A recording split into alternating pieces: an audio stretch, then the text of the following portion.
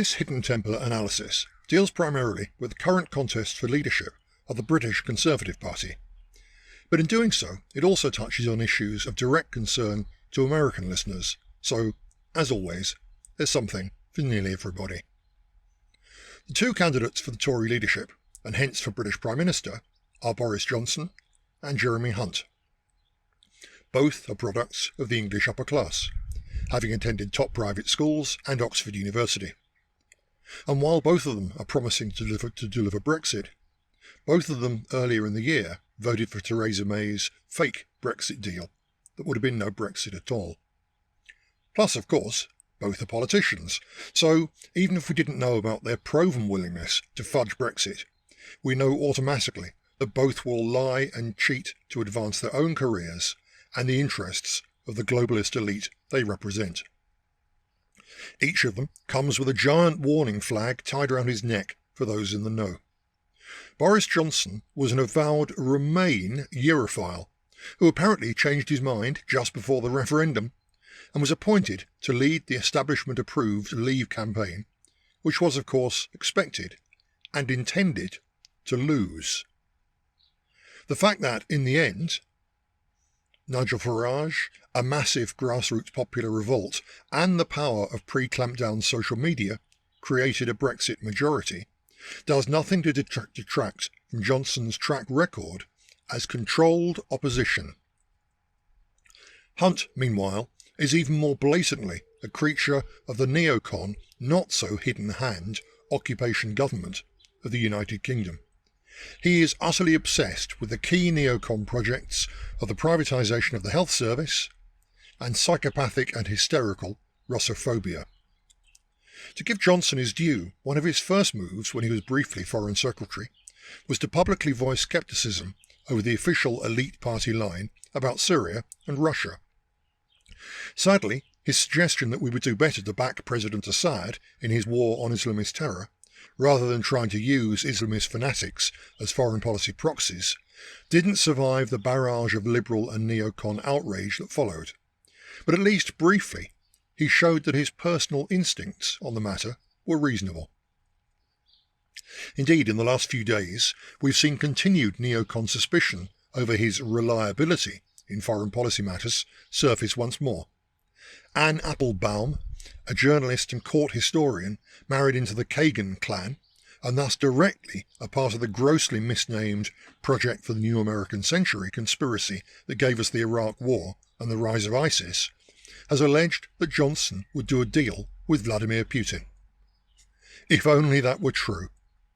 Sadly, however, as the equally fake Russiagate attacks on Donald Trump, the aim of such hysteria is to box the man into a corner in which any move to reach a sensible accommodation with traditionalist Christian Russia becomes evidence of collusion and of treason against liberalism. Hunt would rush to war on Iran, war on Russia, war on anyone who refuses to bow the knee to the clique of criminals, war profiteers and psychopaths who seize control of the USA. Johnson would probably have to be prodded to war, but he'd still go nevertheless. So whether Johnson or Hunt wins the race, the odds are pretty much even that Britain will be dragged into the next and most deadly round of the neocons' perpetual war, just as soon as the people who want it manage to con, bully or provoke Donald Trump into breaking his most important election pledge, to keep America out of foreign wars. More than anything else then, the Tory leadership contest provides an object lesson in the essential futility of political involvement, when the choice is between two candidates, more often two parties, who, whatever they say, will end up doing pretty much exactly the same things. That said, there is at least a possibility that there's a joker in the hand of history this time, because one key fact might split the ruling elite and so end up delivering something like a real Brexit after all. There are two factors pushing towards this possibility. The first is that the Conservative Party, even before it is a tool of big money, is a power-winning machine with several hundred years' worth of self-preservation instinct and experience at its very core. At the last European election, this machine found itself dangling on the edge of electoral oblivion, and he didn't like the feeling one little bit. If the Tory party membership, who get to choose between Johnson and Hunt, fail to back Johnson, or if Boris wins but then fails to deliver a genuine Brexit, then the Conservative Party is doomed. And Jeremy Corbyn, by default, would become British Prime Minister, despite all the best efforts of the entire controlled media and a significant minority within his own party to get rid of him. Now, in terms of domestic, economic and social policy, a Corbyn regime would be a disaster for Britain. But in terms of foreign affairs, it would be a massive blow to the entire globalist elite New World Order project. It would, in particular, put a massive and very welcome spanner in the machinery of the hybrid military-industrial complex come neocon drive for war and imperial dominance.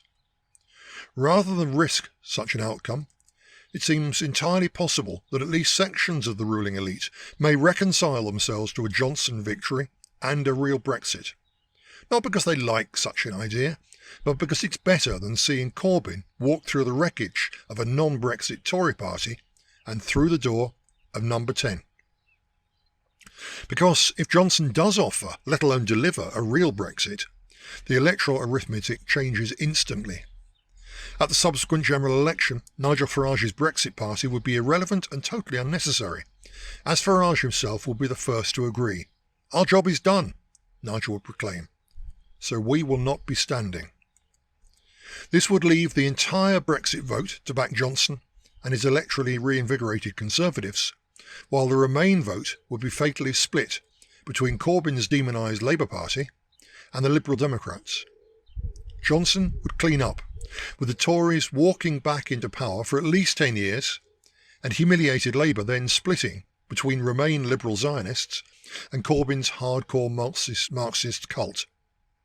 This would remove for a generation even the faintest possibility of the stupid British electorate choosing a Prime Minister who was anything other than a cowardly toady of the most powerful faction within the global elite. For when it comes to international power politics, the European Union project of the liberal left bureaucracy in Brussels has only a fraction of the clout of the neocon empire that's run from Wall Street and Likud Central. If the latter decides to accept Johnson and Brexit as the price of blocking and then smashing the allegedly anti-Semitic, in reality simply less than slavishly pro-Zionist, Labour Party, then Brexit it will be. After all, even a full-on no-deal Brexit would in fact only end up with Britain and the EU exchanging goods, services and people more or less as before. And neither Brexit nor Remain will make any appreciable difference to the rate at which the native British, just like the people who built America, become an oppressed minority in their own country.